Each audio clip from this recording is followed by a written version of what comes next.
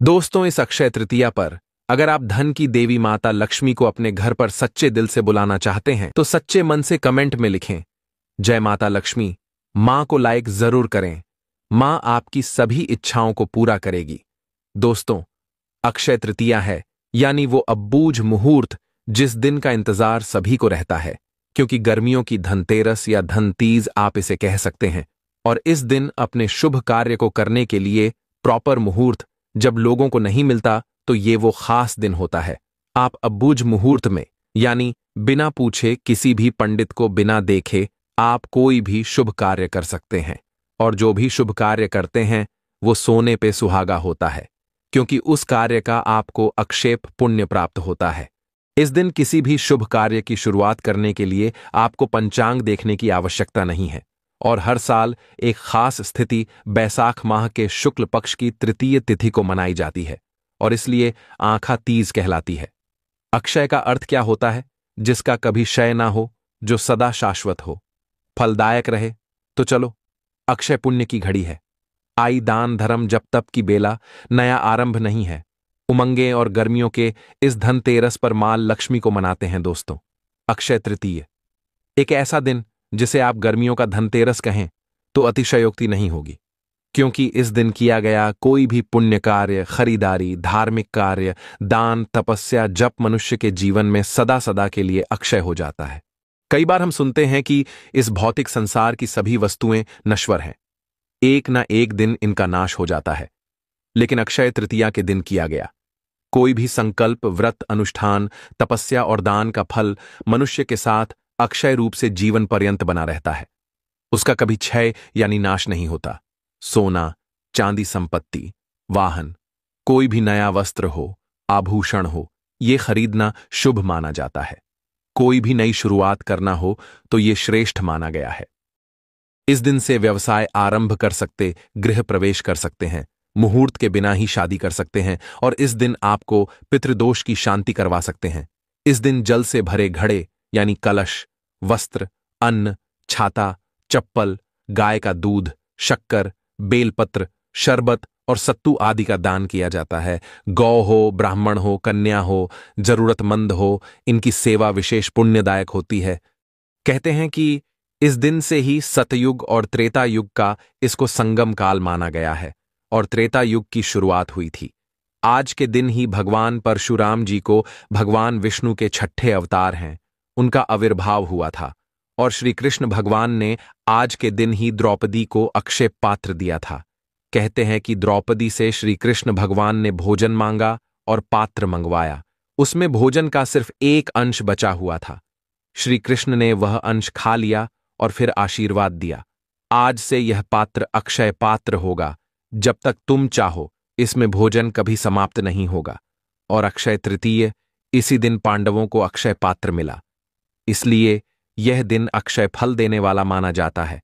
और जो भी पुण्य हो, दान हो, भक्ति इस दिन की जय, उसका फल समाप्त नहीं होता।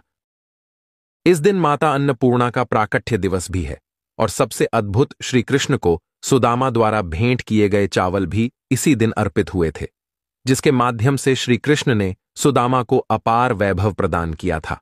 और कुबेर ने भी इसी दिन धन की देवी लक्ष्मी की आराधना की थी, जिससे उसे धन अध्यक्ष का पद मिला था।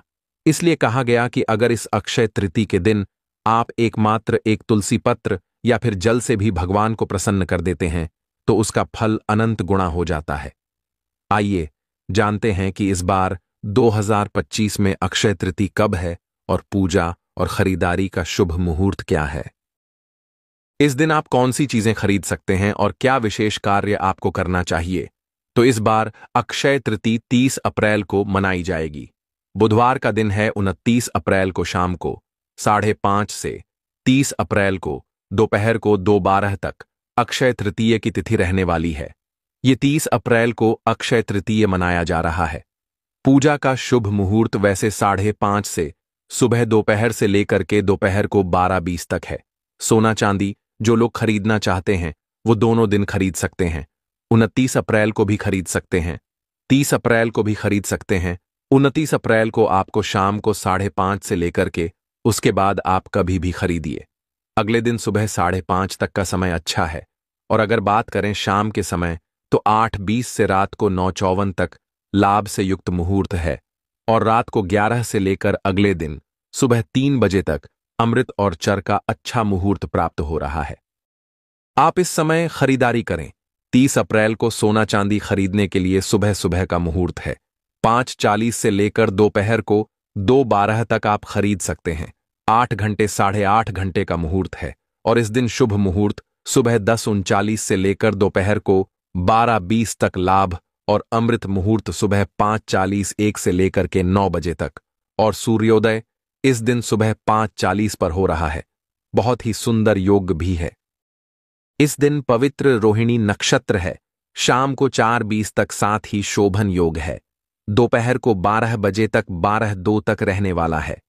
कुल मिलाकर देखा जाए तो ये अक्षय तृतीया बहुत ही खास है, और बुधवार की तिथि है तो अभिजीत मुहूर्त नहीं होना है, लेकिन विजय मोहर दोपहर को 2:30 से 20 तक रहने वाला है। दोस्तों, इस दिन रवि योग भी है, और इस दिन राहुल कल दोपहर को 12:20 से लेकर 2 तक है।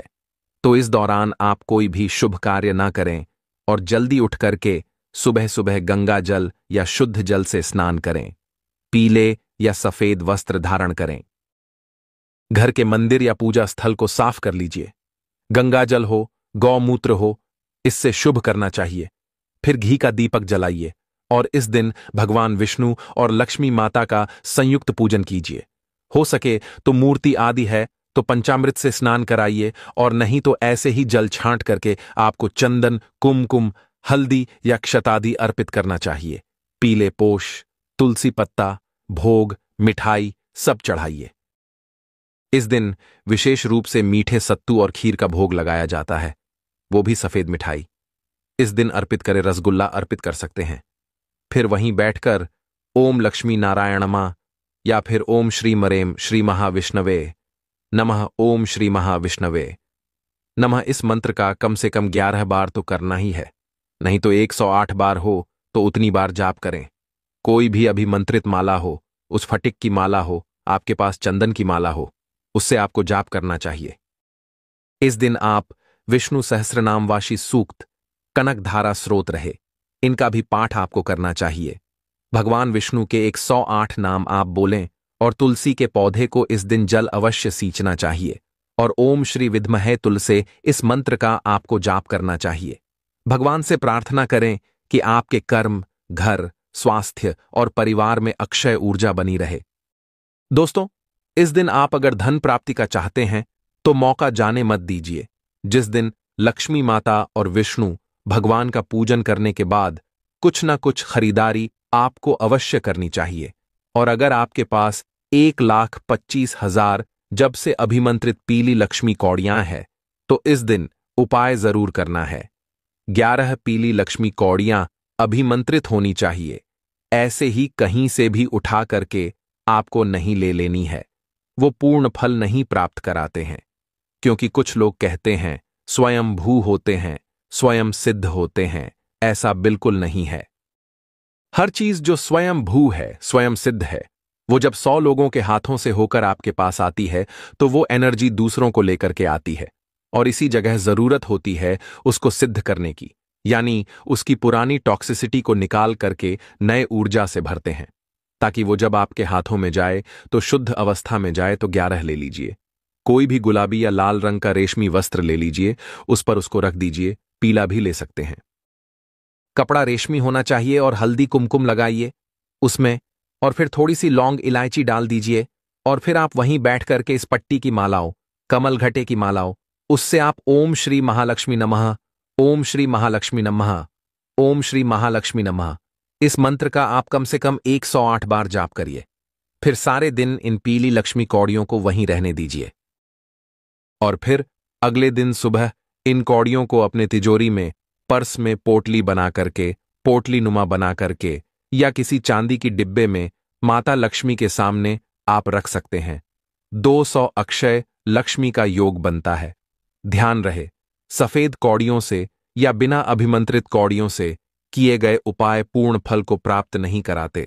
इसलिए इस उपाय को करने के लिए पहले ही आप किसी सिद्ध ज्योतिष संस्थान से पीली लक्ष्मी कौड़ियां 1,25,000 जाप से अभिमंत्रित करके प्राप्त कर लें।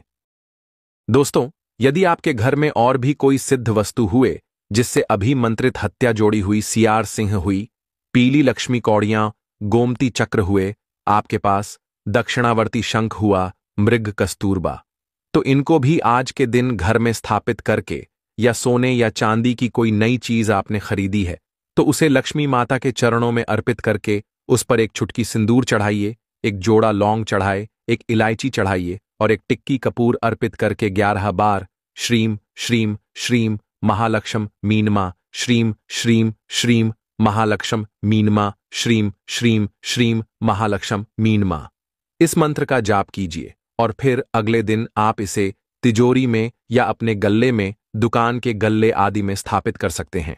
ये धन वृद्धि तो करता ही करता है, साथ ही साथ आपको आर्थिक सुरक्षा को प्रदान करता है।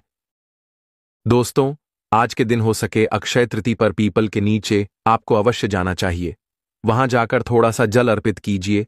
एक लोटा जल ले जाइए, उसमें थोड़े से काले तिल, शक्कर और दूध मिला लीजिए और अपने पितृ का नाम लेते हुए ओम सर्वेभ्य पितृ ओम सर्वे भी पितृ भी नमन, ये बोलते हुए आपको जल पेड़ की जल में अर्पित, पेड़ की जड़ में अर्पित करना चाहिए और पेड़ की आपको 11 परिक्रमा करनी चाहिए।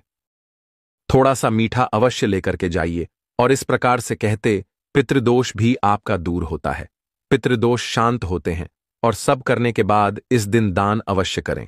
दान के लिए जल से भरा हुआ कलश थोड़ा सा मीठा रख करके आपको देना चाहिए। सत्तू ले सकते हैं, चावल ले सकते हैं, वस्त्र हुआ, छाता हुआ, चप्पल हुआ, शरबत हुआ, इत्र हुआ, खांड हुआ।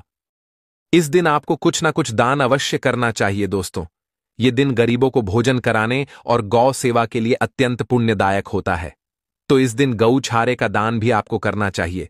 7 पीढ़ियों तक पुण्य की प्राप्ति होती है। तो दोस्तों, अक्षय तृतीया है, मौका जाने मत दे, कनेक्टेड रहिए। आगे आने वाले वीडियो में बताऊंगा कि इस महासंयोग में किए गए कौन से छोटे छोटे उपाय हैं जिनको करना बहुत ही चमत्कारी माना गया है। और इस दिन किए गए दान हो, पूजा हो, मंत्र जाप हो, विशेष टोटके हो, इनका फल कभी समाप्त नहीं होता, यानी अक्षय रहता है। और ये आपके धन हो, स्वास्थ्य हो, व्यावहारिक सुख हो, संतान का सुख हो, आध्यात्मिक उन्नति हो, सभी के लिए लाभकारी सिद्ध होते हैं। चमत्कारिक अक्षय फल प्राप्त कराते हैं। तो स्वयं भी करें और अपने फ्रेंड्स, फैमिली, मम्मी पापा, भाई बहन, बच्चे सभी लोगों से शेयर करते रहा करें, क्योंकि हमें नहीं पता कौन सा उपाय कब किसकी लाइफ बदल दे। अगर आप माता लक्ष्मी से प्यार करते हैं तो कमेंट